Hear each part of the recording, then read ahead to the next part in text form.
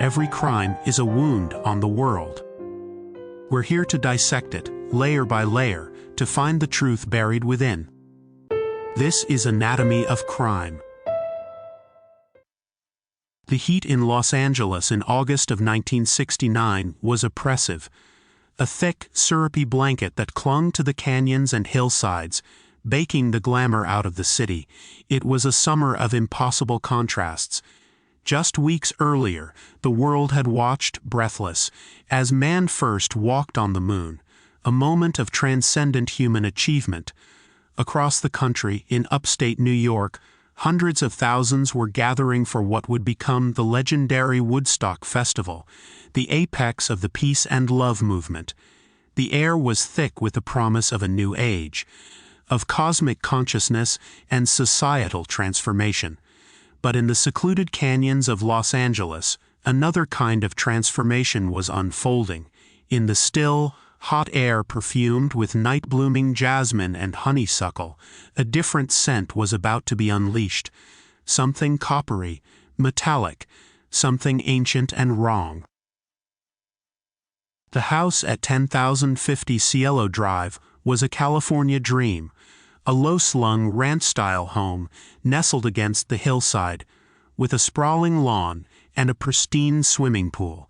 It was the home of film director Roman Polanski and his wife, the actress Sharon Tate.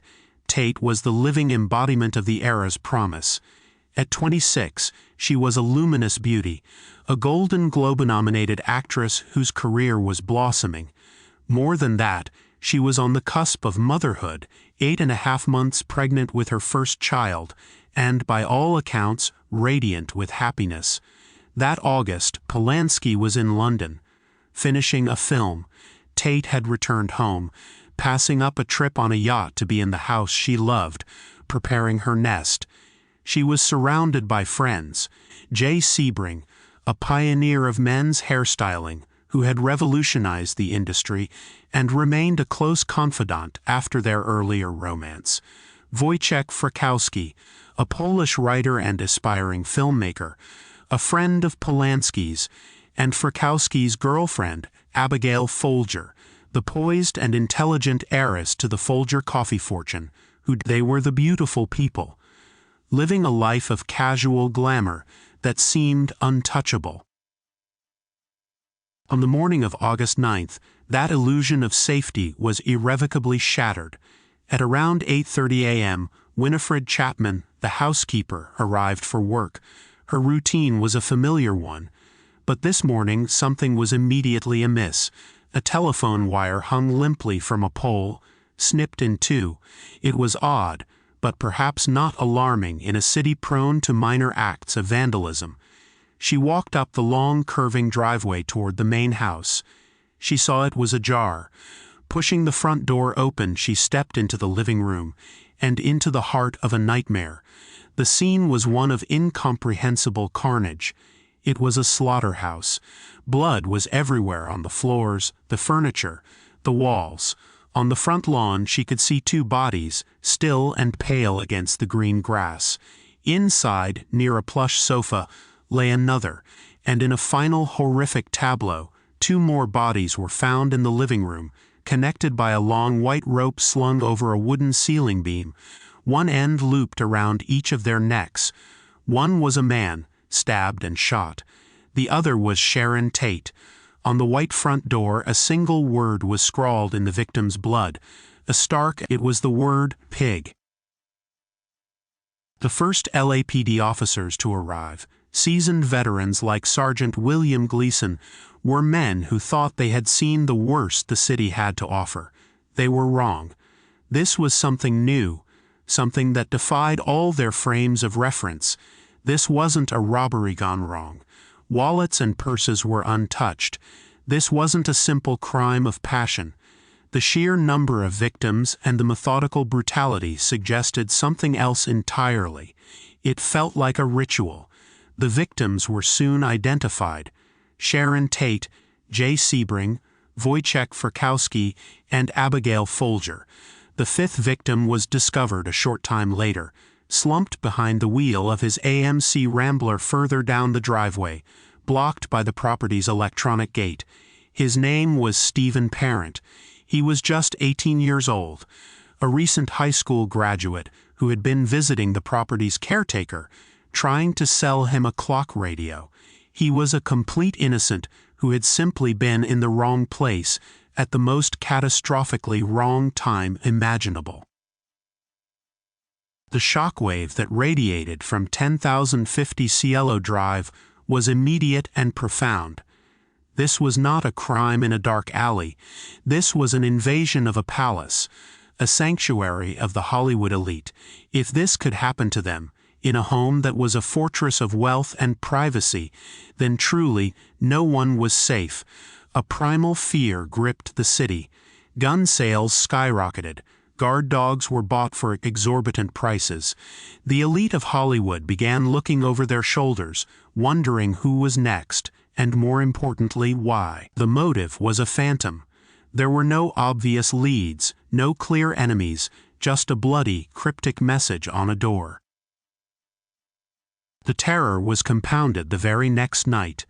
30 miles away, in the quiet, respectable Los Feliz neighborhood, another scene of impossible violence was discovered by a teenage boy.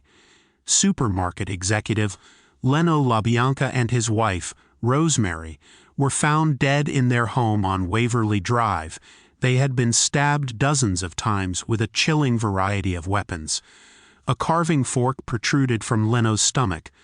On his abdomen, the word "war" was carved into his flesh, and on the walls of their home, written in their blood, were more messages: "Death to pigs," and on the refrigerator door, a misspelling of a Beatles song title, "Helter Skelter."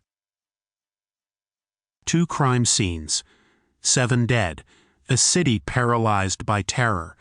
The police were baffled, unable to forge any connection between the wealthy, middle-aged LaBiancas and the glamorous Hollywood set at Cielo Drive. They were chasing shadows, unaware that the answer did not lie in the world of the victims, not in their business dealings, their love affairs, or their social circles. The answer lay in the twisted mind of a man who had spent most of his life in a cage, a man who had harnessed the anxieties and aspirations of a generation and forged them into a weapon. Today, we dissect the anatomy of manipulation. We will explore the psychological architecture of a cult and the specific, insidious techniques used by its leader to deconstruct the personalities of his followers and rebuild them in his own dark image. This is the story of how Charles Manson, a charismatic 5'2" failed musician with a messianic complex, convinced a group of ordinary young men and women from middle-class America that murder was not only necessary, but an act of love. It is the story of how he crafted an apocalyptic prophecy from the lyrics of a rock and roll album, and in doing so, brought the utopian dream of the 1960s to a violent, bloody end. To understand how Charles Manson could command such absolute loyalty, how he could speak a word and have it become a blade in the hand of another, you must first understand the man himself. He was not born a monster. He was meticulously, painfully, and institutionally assembled into one over decades of neglect and incarceration. Born on November 12, 1934, in Cincinnati, Ohio, his life began with the stark reality of not being wanted. His mother, Kathleen Maddox, was a 16-year-old girl, an alcoholic who drifted through a life of petty crime and prostitution. For the first few weeks of his life, he was simply no-name Maddox. The name Manson came from a man she briefly married, a man who was out of the picture almost as soon as he entered it. The foundational story Charles Manson would tell his followers, a story that defined his perception of himself, was that his mother once sold him to a childless waitress for a pitcher of beer, and he was only retrieved a few days later by an uncle. Whether this is literally true is debated, but its psychological truth for Manson: he was worthless, an object to be traded for a drink. His childhood was a chaotic blur of neglect and abandonment, shuttled between relatives who didn't want him and institutions that couldn't hold him. When his mother and her brother were sent to prison for armed robbery, he was placed in a series of foster homes. By age 12, he was at the Jabalt School for Boys in Indiana, a reform school. He ran away within a year, beginning a life on the run that would always inevitably lead back to a cell. His criminal education began in earnest: burglary, auto theft, armed robbery. He was smart, observant, and deeply manipulative. At the National Training School for Boys in Washington, D.C., a caseworker noted in his file that he possessed a capacity for influencing other boys to do his bidding.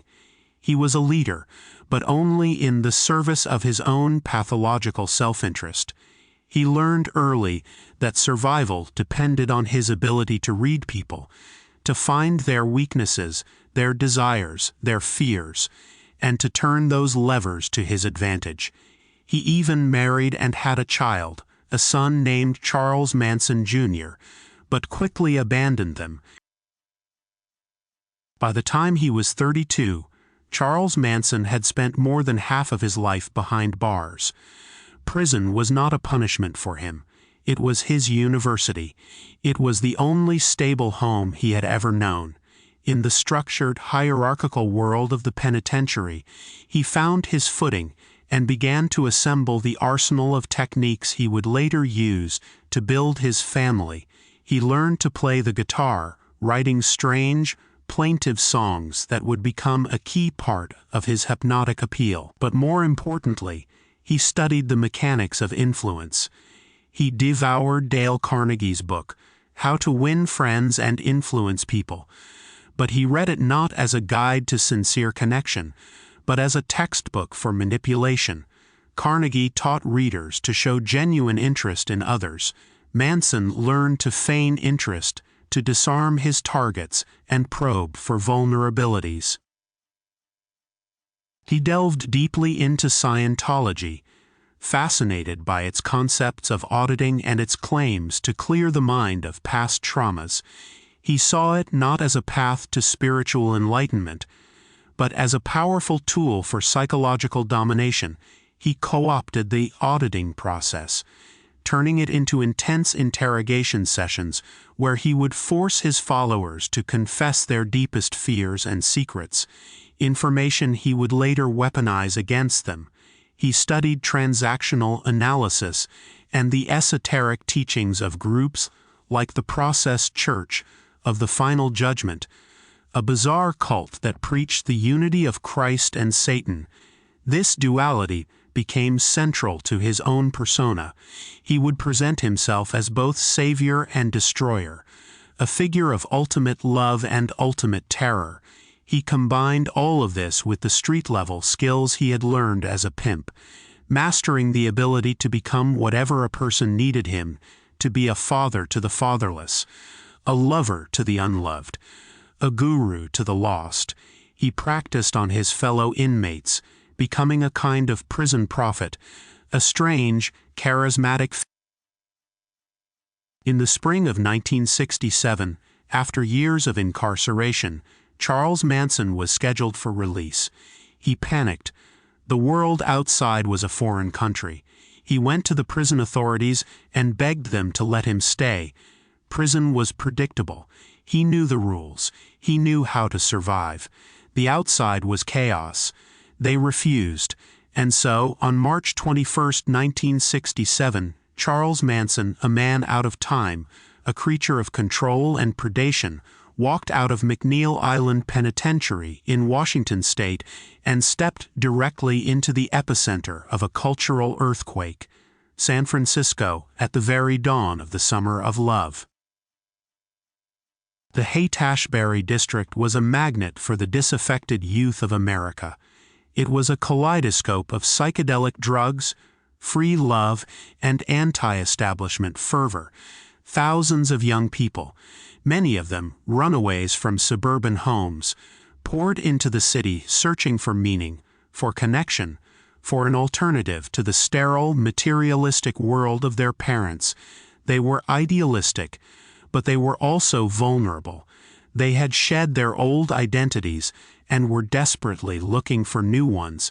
They were, in Manson's own words, lost birds, and he was the perfect predator to welcome them into his nest. He was not what you would call handsome. He was short, with wild, intense eyes that seemed to look right through you, but he possessed a feral charisma, a magnetic pull that was almost hypnotic. He would lock his gaze on someone, and for a moment they felt like the only person in the world. He played his guitar, sang his strange prophetic songs, and spoke of love, freedom, and a new way of seeing the world. To these young people, adrift in a sea of uncertainty, he seemed like a prophet, a guru who had all the answers. The first to fall under his spell was Mary Brunner, a 23-year-old assistant librarian from the University of California, Berkeley. She was educated and intelligent, but lonely. Manson moved into her apartment, and soon he began bringing other young women home. He was a master of what is now called love bombing. He would shower his new recruits with affection and praise, telling them they were beautiful, perfect, and loved. He broke down their insecurities and made them feel seen, often for the first time in their lives. One by one, they came. Lynette Squeaky Fromm, a dancer with a troubled family background. Patricia Krenwinkel, a quiet young woman who felt invisible in her own life. Susan Atkins, a runaway who had lost her mother and was searching for a father figure. They were not unintelligent or inherently evil. They were searching for something: acceptance, purpose, family. Manson offered them all three. He gave them new names, severing the ties to their past selves. Susan Atkins became Sadie Mae Glutz. Patricia Krenwinkel became Katie. He created a new family, with himself as the absolute patriarch, the father they never had, the lover they always wanted, the God they could believe in. As the family grew, they became a nomadic tribe, traveling up and down the California coast in a converted black school bus. But Manson knew that to complete his control, he needed to isolate them. In 1968, he found the perfect location: Spahn Ranch. It was a dusty, dilapidated old movie set in the hills of the San Fernando Valley, a forgotten relic of Hollywood's golden age of westerns. The owner, an elderly, nearly blind man named George Spahn, allowed the family to live there for free in exchange for labor and, for the young women, sexual favors.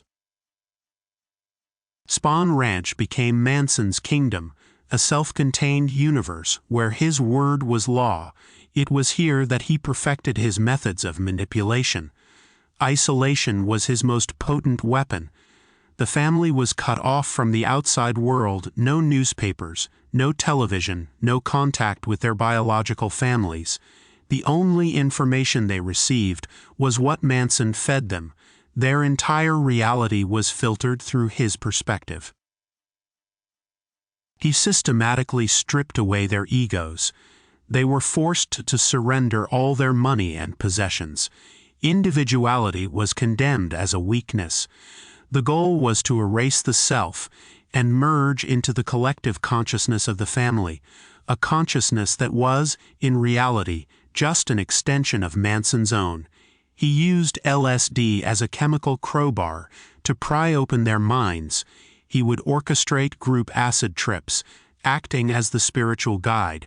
While they were at their most vulnerable, their perceptions shattered, he would drill his philosophy into them, programming their subconscious with his bizarre cosmology. He was Christ reincarnated. He was also Satan. There was no good and evil, only what Charlie said. His control was maintained through a volatile mix of love and fear. One moment, he would be the gentle, loving father figure. The next, he would erupt into a terrifying rage, his eyes blazing with a violence that promised annihilation. He would lecture for hours on end, his sermons a rambling, hypnotic blend of Bible verses, Scientology concepts, and his own twisted interpretations of popular culture. He controlled every aspect of their lives, what they ate, when they slept, and whom they slept with. The women were taught that their purpose was to serve the men, and ultimately to serve Charlie.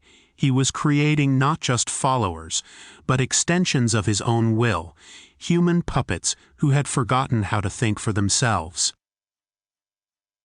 And it was in the isolation of Spahn Ranch that Manson began to formulate his grand apocalyptic prophecy.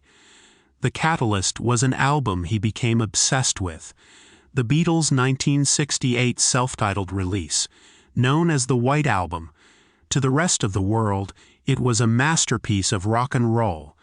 To Charles Manson, it was a coded message, an oracle speaking directly to him.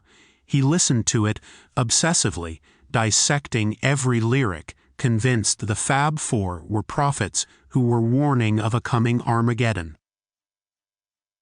He called it Helter Skelter. He took the name from the chaotic, raucous song on the album. But in Manson's mythology, it wasn't about a fairground slide. It was his term for an impending, apocalyptic race war. He preached that racial tensions in America were about to explode. Black people, he claimed, would rise up from the cities and launch a brutal, genocidal war against the white establishment. They would slaughter the pigs, the wealthy white people in their comfortable homes. The family, he told his followers, had a special role to play. They were the chosen ones, the elect. While the world burned, they would escape to the desert, to a mythical bottomless pit, a hole in the ground that would lead to a subterranean city where they would wait out the war. After the black people had won, Manson reasoned, they would be unable to govern themselves. They would be lost without the white man's leadership, and that is when the family would emerge from the pit. He, Charles Manson, would take control, and they would rule the world. It was a paranoid, racist, and utterly insane delusion. But to the indoctrinated minds at Spahn Ranch, it was gospel. They believed it with every fiber of their being. They prepared for it, conducting raids on houses for supplies and practicing military-style drills. They waited for the prophecy to come true. They waited for the revolution. But as the months of 1969 dragged on, nothing happened. The cities did not burn. The race war did not begin. Manson grew impatient, frustrated. His credibility as a prophet was on the line. He came to a fateful conclusion. If the revolution wasn't going to start on its own, he would have to give it a push. He would have to show Blackie how to do it. The family would commit a series of gruesome, shocking murders of wealthy white people, and they would plant evidence to make it look like the work of black revolutionaries. Like the Black Panthers, the crimes would be so heinous, so terrifying, that they would ignite the race war he so desperately craved. Helter Skelter was no longer a prophecy, it had become a mission. The first blood was shed in late July 1969. It was a dress rehearsal, a brutal test of the family's loyalty and capacity for violence. The victim was Gary Hinman, a musician and acquaintance of the family. Manson believed Hinman had inherited a large sum of money and sent 3 of his followers, Bobby Beausoleil, Susan Atkins, and Mary Brunner, to his home in Topanga Canyon to persuade him to hand it over. When Hinman refused, insisting he had no money, the situation escalated into a 2-day hostage ordeal. Frustrated by their lack of progress, Manson himself arrived. In a flash of rage, he took a sword and slashed Hinman across the side of the face, nearly severing his ear. It was a demonstration of his own capacity for violence and a clear command to his followers. After Manson left, the ordeal continued. Finally, on July 27th, acting on what he believed were Manson's orders, Bobby Beausoleil stabbed Gary Hinman to death. Before leaving, Susan Atkins wrote the words, "Political Piggy" on the wall in Hinman's blood, and drew a paw print, an attempt to link the crime to the Black Panthers. The test had been a success. His followers had killed for him. The stage was now set for the main event. Manson's next target was chosen for its symbolic value. The house at 10,050 Cielo Drive was more than just a home. It was a representation of the establishment that had rejected him. Specifically, it had been previously rented by Terry Melcher, a record producer and the son of actress Doris Day. Melcher had listened to Manson's music, briefly considered giving him a record deal, and then ultimately dismissed him. For Manson, this was an unforgivable slight. He had been denied his dream of rock stardom by the very system he despised. It didn't matter that Melcher no longer lived there. The house itself was the symbol. An attack on that house was an attack on the entire world that had looked down on him. On the evening of August 8, 1969, Manson gathered some of his most devoted followers. He turned to Charles "Tex" Watson, a young man from Texas who had become his loyal lieutenant. Watson was the all-American boy gone wrong, a former high school athlete who had been sucked into the drug culture and found a new purpose in Manson's nihilistic vision. Manson's instructions to him were chillingly direct. Go to that house where Melcher used to live. Totally destroy everyone in there. As gruesome as you can. Make it look witchy. He told them to leave a sign, something that would shock the world. Watson was to lead the mission. With him were 3 women: Susan Atkins, Patricia Krenwinkel, and Linda Kasabian. Kasabian, a relatively new member of the family who had a valid driver's license, was tasked with driving. She would later become the prosecution's star witness, the one who broke the code of silence. As they left Spawn Ranch, Manson told them, "Now is the time for helter-skelter." They arrived at Cielo Drive after midnight. The night was dark and still. Watson climbed a telephone pole and cut the wires, severing the house from the outside world. As they approached the gates, a car's headlights suddenly illuminated them. It was 18-year-old Stephen Parent, leaving the property after visiting the caretaker. Watson, armed with a .22 caliber revolver, approached the driver's window. Parent, terrified, pleaded for his life, saying, "Please don't hurt me. I won't say anything." Watson's response was to lunge at him with a knife, and then shoot him 4 times. The first victim of the night died without ever knowing why. The group then crept onto the property. They found an open window, and Watson cut the screen, climbing inside the house. He opened the front door to let in Atkins and Krenwinkel. They first encountered Wojciech Frykowski, who was sleeping on the living room couch. Watson kicked him in the head, and when Frykowski asked who he was, Watson replied with a line that would become infamous: "I'm the devil, and I'm here to do the devil's business." The next few minutes descended into a maelstrom of sadistic violence. Atkins and Krenwinkel rounded up the other occupants of the house: Abigail Folger, Jay Sebring, and the heavily pregnant Sharon Tate.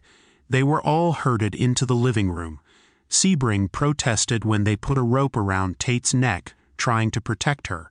For this, Watson shot him, then stabbed him 7 times.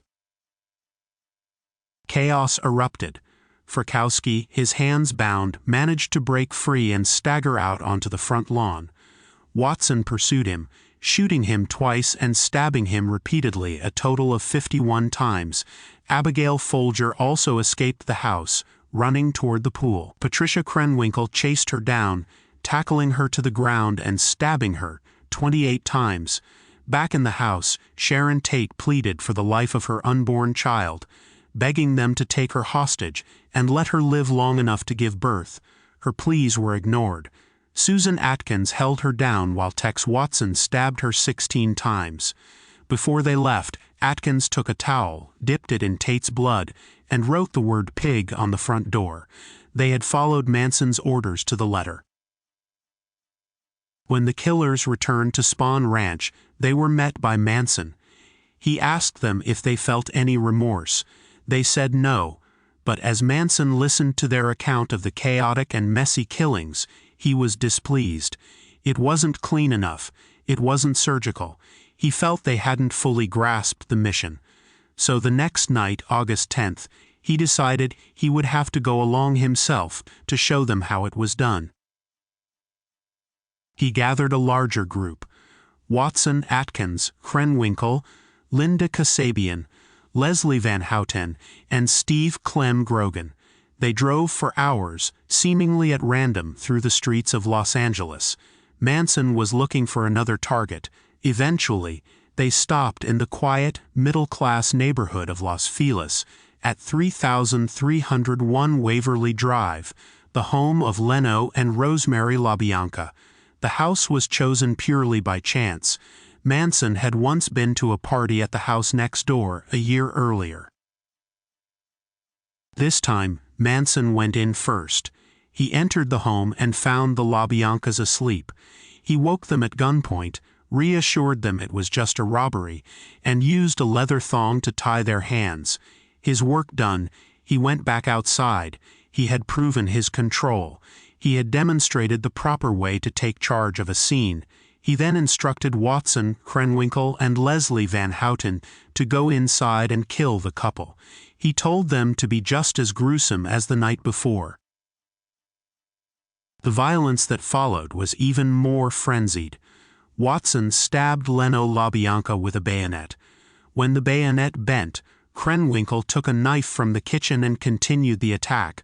Leno was stabbed a dozen times, and a carving fork was left protruding from his stomach. The word war was carved into his abdomen. In the bedroom, Rosemary LaBianca was stabbed 41 times, many of the wounds inflicted after she was already dead. Much of this attack was carried out by Krenwinkel and Van Houten. After the slaughter, they used the couple's blood to write "Death to Pigs" and "Rise" on the walls, and the misspelled "Helter Skelter" on the refrigerator door. They had left their signs. The race war, they believed, was now inevitable. In the days that followed the Tate and LaBianca murders, the Los Angeles Police Department was adrift in a sea of confusion and terror. They were faced with two of the most brutal crime scenes in the city's history, with no witnesses, no apparent motive, and no forensic evidence pointing to a suspect. The two cases were not immediately connected. The Tate murders were investigated by the Robbery Homicide Division, which pursued theories of a drug deal gone wrong or a satanic cult, focusing on the victims' glamorous, high-profile lives. The LaBianca murders were handled by a different division, treated as a separate, albeit equally baffling, homicide. The investigation was plagued by false leads and a deluge of public speculation. The sheer savagery of the crimes seemed to point away from any logical explanation. The LAPD was looking for a conventional killer with a conventional motive, but the logic behind these murders was born of a paranoid delusion brewed in the isolation of the desert. They were looking in the wrong universe. The first real break came not from brilliant detective work, but from the mouth of one of the killers. In October 1969, Susan Atkins was arrested along with other family members during a raid on their new desert hideout, Barker Ranch, on suspicion of a massive auto theft ring. While being held at the Sybil Brand Institute for Women, Atkins, full of arrogance and a misguided sense of importance, began to brag to her cellmates, a woman named Virginia Graham and another named Ronnie Howard. She gave them a detailed, horrifying account of the night at Cielo Drive. She described holding down the pregnant Sharon Tate, tasting her blood, and feeling no remorse whatsoever. "You have to have a real love in your heart to do this for people," she chillingly explained. Graham and Howard, horrified, passed the information to the authorities. Suddenly, the investigators had a new, incredible lead. A hippie commune living in the desert. At first, it seemed preposterous, but as they dug deeper, the pieces began to fit. Detectives working the earlier murder of Gary Hinman had already linked that crime to Bobby Beausoleil, a known associate of the Manson family. Now, with Atkins's confession, the police realized that the cryptic messages, the pigs, the extreme violence, it was all connected. They weren't looking for multiple killers, they were looking for one family. The case against Manson and his followers was built piece by piece. The primary challenge for the prosecutor, a brilliant and relentless deputy district attorney named Vincent Bugliosi, was twofold. First, he had to gather enough evidence to corroborate Atkins's jailhouse confession. Second, and more difficult, he had to prove that Charles Manson was guilty of first-degree murder, even though he hadn't physically killed anyone at the Tate LaBianca crime scenes. Bugliosi's key to unlocking the entire conspiracy came in the form of Linda Kasabian. Kasabian had been the lookout and getaway driver on both nights of murder. Crucially, she had not participated directly in the killings. Terrified by what she had witnessed, she had fled the family shortly after the murders. When she realized she was wanted for questioning, she turned herself in. Seeing her genuine remorse and recognizing her unique position as an eyewitness, Bugliosi offered her full immunity in exchange for her testimony. She accepted. Linda Kasabian became the state's star witness. Her testimony would be the narrative thread that tied Charles Manson directly to the murders. On the witness stand over 18 days, she provided a chilling, detailed, step-by-step account of the family's life under Manson, his complete psychological control, his obsession with helter-skelter, and his explicit orders on the nights of the killings. Her testimony was the foundation upon which the entire prosecution was built. The trial, which began in June 1970, quickly devolved into a bizarre and terrifying spectacle. It was less a legal proceeding and more a piece of psychodramatic theater, orchestrated by Manson from the defense table. He and his co-defendants, Susan Atkins, Patricia Krenwinkel, and Leslie Van Houten, turned the courtroom into their stage. On the first day of testimony, Manson appeared with a bloody X carved into his forehead. Within days, the female defendants, as well as their followers, who held a daily vigil outside the courthouse, had carved identical X's into their own foreheads in a show of solidarity. It was a visual declaration that they had X'd themselves out of society and its laws. They constantly disrupted the proceedings, shouting at the judge, singing songs and laughing during graphic testimony about the murders. At one point, during a particularly heated moment, Manson, though shackled, leaped over the defense table and lunged at the judge, screaming, "In the name of Christian justice, someone should cut your head off." The female defendants would often stand and turn their backs on the court, a silent, synchronized act of defiance. This was not simply chaotic behavior. It was a continuation of the manipulation. Manson was putting on a performance for the media and for his followers, both inside and outside the courtroom. He was trying to maintain his image as an outlaw rebel, a martyr persecuted by the system. He was also trying to intimidate witnesses. When Linda Kasabian took the stand, he would often draw his finger across his throat in a silent, menacing gesture. The fear was palpable. The trial was a marathon, lasting nearly 9.5 months, the longest in American history at the time. The prosecution, led by Bugliosi, painstakingly laid out the case. He presented the helter-skelter motive not as a rational explanation for the crimes, but as the central dogma of a cult, the delusional framework that made the unthinkable possible. His closing argument was a masterpiece of legal reasoning, arguing that Manson's guilt was a matter of vicarious liability. Manson was the puppeteer, and his followers were the puppets whose strings he pulled.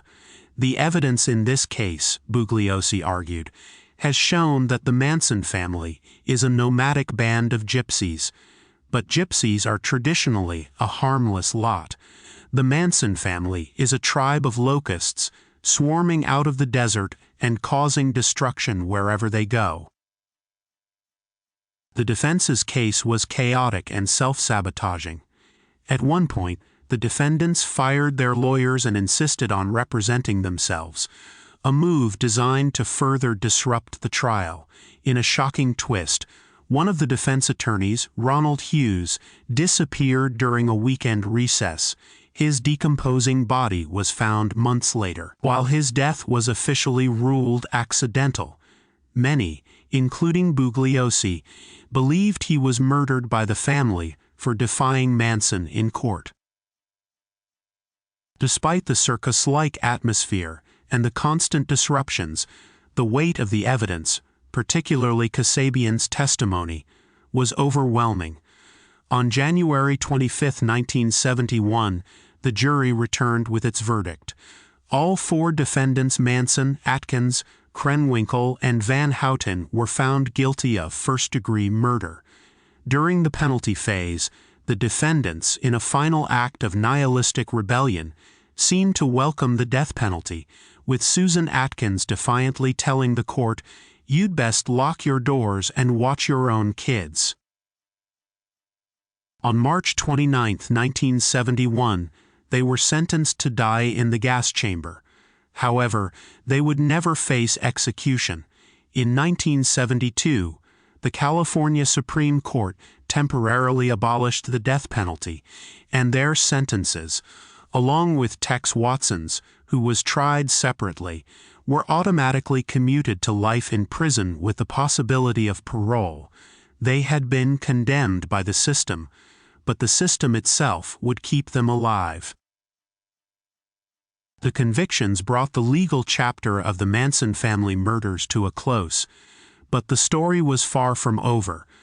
Charles Manson spent the next 46 years in prison, becoming America's most infamous boogeyman. He was denied parole a dozen times, never expressing remorse, and continuing to give bizarre, rambling interviews that only enhanced his mythic status as a personification of evil. He died of natural causes in prison on November 19, 2017. His followers remain, for the most part, behind bars. Susan Atkins died of brain cancer in prison in 2009. Tex Watson, Patricia Krenwinkel, and Leslie Van Houten are still serving their life sentences, their repeated requests for parole consistently denied, potent reminders of the crimes they committed decades ago. They are old now, specters from a different era, forever defined by a few nights of horrific violence in the summer of 1969. In the end, to fully understand this case, we must return to its unique and terrifying anatomy, the anatomy of manipulation. The Manson family was not simply a product of one man's evil, but the result of a perfect and terrible storm. Charles Manson was the architect, the predator who had spent a lifetime honing his skills of psychological domination, but the late 1960s provided him with the perfect raw materials. A generation of young people who were disconnected, searching, and vulnerable. They had rejected the values of their parents, but had not yet found anything solid to replace them with. Into this void stepped Manson, offering a counterfeit version of everything they craved: family, purpose, unconditional love, and absolute truth. The techniques he used are a textbook case in cult indoctrination. He began with isolation, physically and mentally separating his followers from the outside world, making himself the sole source of information and validation. He then systematically destroyed their individual egos through ritual humiliation, sleep deprivation, and the strategic use of hallucinogenic drugs, breaking down their sense of self until they were empty vessels. Finally, he filled those vessels with his own paranoid worldview, the mythology of helter-skelter, creating a shared delusion that bonded them together against a hostile world. He made them believe that they were not criminals, but holy warriors in a cosmic battle, and that murder was not a sin, but an act of ultimate loyalty and love. The victims of his manipulation were not only the 7 people murdered in August 1969. The members of the family were victims as well, their minds hijacked, their humanity erased, their lives irrevocably destroyed. They were turned into instruments of a will that was not their own. The legacy of the Manson murders extends far beyond the courtroom. The crimes didn't just end lives, they ended an era. The unbridled optimism of the summer of love curdled into the paranoia and fear of the 1970s. The image of the peaceful, flower-wielding hippie was shattered and replaced by the terrifying image of a wild-eyed killer. The Manson family proved that the monster didn't have to be a stranger lurking in the shadows. It could be the kid next door, the runaway daughter, the lost soul you picked up on the side of the road. The murders changed the culture, ushering in a new and lasting anxiety. The locks on the doors in Los Angeles were not just to keep out intruders. They were to keep out the terrifying possibility that the love and peace of a generation could be so easily twisted into a blade, a rope, and a final bloody word written on a wall. The true horror of the Manson family is not that one man could be so evil, but that he could convince others that his evil was a form of love. This has been Anatomy of Crime, where the truth is never simple, but always worth seeking.